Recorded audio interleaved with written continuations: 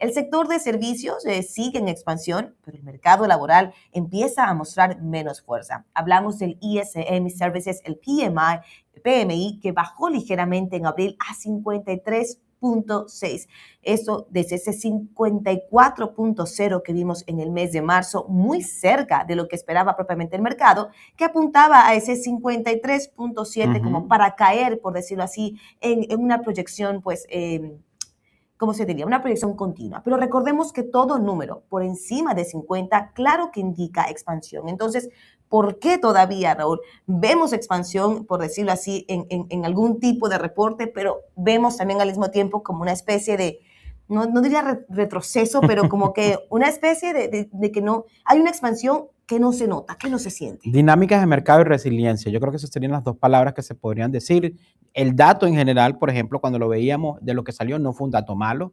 Vemos que los servicios, por ejemplo, y lo que ayudó sigue creciendo, y eso pues es la parte importante porque representa una parte muy enorme de lo que viene siendo la economía de Estados Unidos. De hecho, pues cuando hablamos de la actividad empresarial, subió 55.9% desde los 53.9%. Usted dirá, pero es que es bastante poquito cuando se ve numéricamente, pero cuando tú lo masificas a lo que es el peso económico, pues ya en dinero constante y sonante, pues obviamente ahí ya entendemos la dimensionalidad de lo que significa ese dato. Ahora, lo que muestra también es que las empresas todavía están produciendo, todavía están operando con esa resiliencia que yo te comentaba, incluso a pesar del impacto de la guerra en el Medio Oriente y con esos aumentos costos energéticos, el americano y las empresas americanas siguen siendo resilientes, y eso es algo muy característico de este país, muy característico de la economía. No importa lo malo que sea la circunstancia,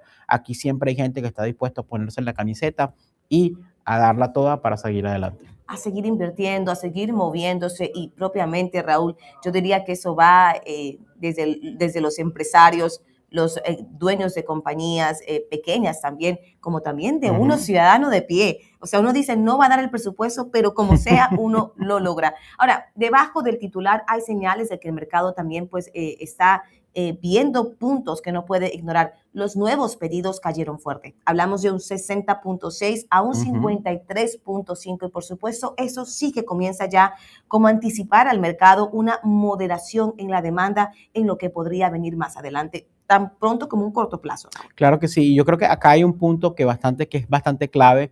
Podría decir que el presente todavía, a pesar de todo, luce sólido, pero el futuro inmediato, pues digamos que está perdiendo como tracción, pierde algo de impulso, y definitivamente hay que hablarlo, que es el componente pues de lo que tiene que ver con el empleo. El empleo preocupa porque subió a 48%, desde 45.2%, pero sigue muy por debajo de ese 50% del mes consecutivo, por decirlo así. Entonces, eso significa que el sector de servicios todavía no está contratando con fuerza, a pesar de que la actividad se mantiene económica. Y de hecho, esta mañana, a pesar de todo, salió el reporte del ADP, pues donde los trabajos privados sí agregaron 109,000 empleos, pues en lo que fue el mes de abril, que obviamente es el incremento más grande desde enero del 2025, y está muy por debajo de lo que el mercado estaba esperando, que esperaba que fueran 99,000 empleos solamente, así que están generando mucho más, y eso es positivo. Venía de 61,000 apenas en el mes de marzo y se dispara para abril a 109. Entonces, vamos a ver, tiene que haber una mezcla entre los trabajos privados y también los trabajos públicos, que pues para que pueda ese número y subir bueno, completamente.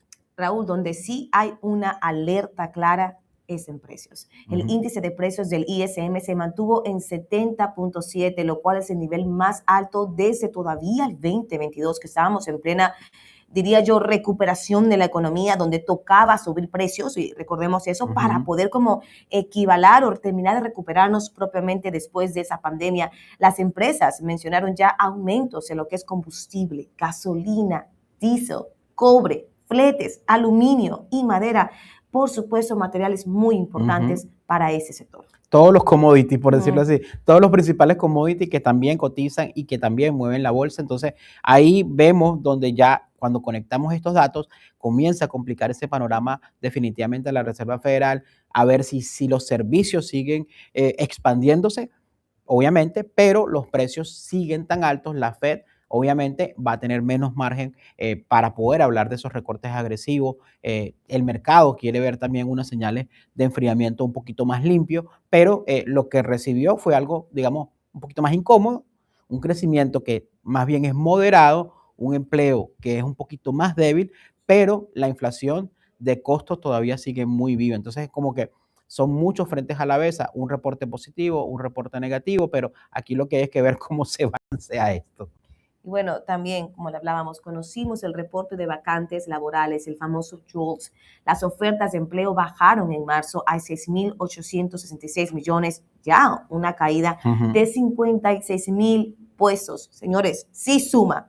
Aunque el dato pues quedó ligeramente por encima de lo esperado por el mercado, que ya era de por sí de 6,84 millones. Y mira, ahí es interesante porque tú ves acá que la lectura de enfriamiento gradual en el caso de los JOLTS no es de una ruptura, las vacantes sí bajaron, pero no se desplomaron. Entonces vemos que el ajuste más fuerte vino en servicios profesionales empresariales, con una caída de 318.000 vacantes, mientras que en el caso de la finanza, de los seguros, aumentaron en 98.000. Entonces eso nos muestra que el mercado laboral se está como que reacomodando en sectores, y por eso digamos ya cuando lo comparamos con el otro reporte que salió esta mañana también, el ADP, vemos que a diferencia del JOLTS, más bien tuvo una alza.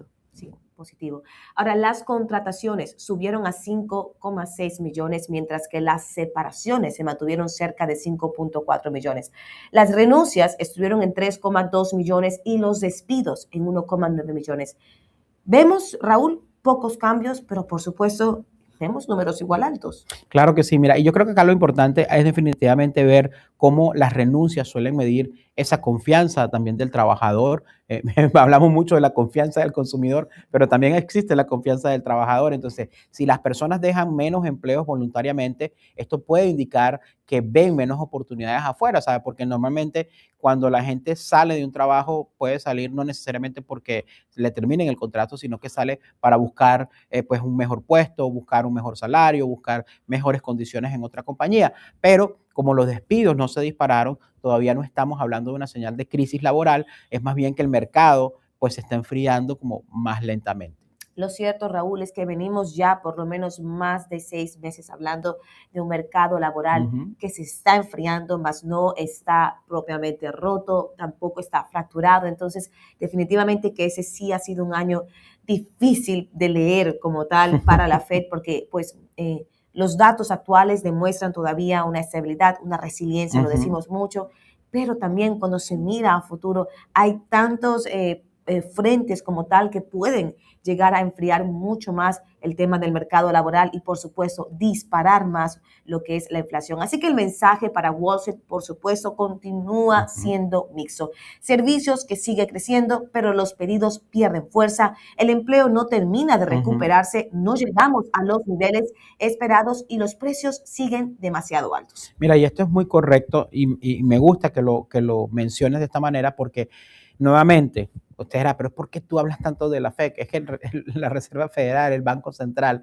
ahí es donde se toman las decisiones que terminan impactando mucho lo que pasa en la economía. Entonces, cuando vemos este tipo de datos que, digamos, no da una luz verde clara para recortar esas tasas, la economía aguanta, pero obviamente la inflación de costos sigue presionando, y para los inversionistas eso obviamente termina significando como que cada dato de empleo, cada dato de inflación y del consumo, obviamente va a pesar mucho más en las próximas semanas. O sea, vamos a ver cómo estos reportes se tienen que reajustar, porque a la final del día, si usted es un CFO de una compañía, si usted es un CEO de una compañía, usted se tiene que sentar a visualizar estos datos y tomar decisiones reales, no con sentimiento, sino también con valuaciones pues, y con números y con estadísticas. Así mismo, Raúl. Así que la pregunta ahora es si estamos viendo una economía que se está enfriando lentamente de forma ordenada, o si los costos, por supuesto, elevados empiezan ya a poner más presión, a pasar factura, tanto a empresas como propiamente a nosotros también, los consumidores. Mira, y yo creo que definitivamente aquí está el centro del debate. Mientras los servicios logren como mantenerse dentro o sobre ese 50 puntos, la economía, así tal cual, la economía va a respirar definitivamente, pero con precios de 70.7, pues la FED obviamente no va a poder cantar una victoria. Entonces necesitamos que estos dos, digamos que estos dos alineamientos, tanto lo que es la inflación como que los empleos, puedan llegar a un punto de balance. Obviamente nunca van a estar en el mismo, a la par, pero sí pueden estar obviamente más equilibrados dentro de un estándar más controlado. Pero sabes que también yo creo es el tema de la volatilidad. O sea, que estos números, te explico, y aquí es donde estaba, por ejemplo, el tío Jerón, por ejemplo, el tío Jerón hacía mucho esto, que era que él, antes de tomar una decisión, no solamente es que tú te emociones y que tengas un reporte bueno este mes, sino que tienes que tener por lo menos 2 o 3 meses de reporte para tú poder ver si esa tendencia es marcada, si es estable o si solamente fue un buen dato en un mes específico. Por eso acá las decisiones se toman con cabeza fría, no es solamente, uy, este mes estuve buenísimo, vendí no sé cuántos millones de dólares, entonces voy y me enloquezco y hago un montón de deuda porque pienso que el mes que viene voy a facturar exactamente lo mismo. Básicamente ese es el principio, o sea, no puedes hacer las cosas pasadas solamente porque es un buen mes, entonces ahí pues ya no está. Y bueno, por supuesto, vamos también a ver cómo ese petróleo, propiamente cuando tú hablabas de que hay que estudiar los datos, es porque propiamente, o sea, Jerome Powell sí habló de que todo lo que está pasando a nivel geopolítico, por supuesto, como en su momento también habló del tema de los aranceles, iba a pesar propiamente en esas decisiones de la Fed, pero son cosas que también son momentáneas, son variables, son titulares del momento, propiamente se espera y esperamos que sea así, que se llegue hacia el fin, al fin de ese conflicto propiamente entre Estados Unidos e Irán y que la Fed pueda enfocarse más en lo que sería realmente la proyección de la economía del país. Señores, breve pausa comercial. Al regresar, no se pueden perder una conversación muy interesante aquí sobre lo que es el sector de seguros y cómo, por supuesto, la inteligencia artificial también ha llegado a ese sector. Ya volvemos.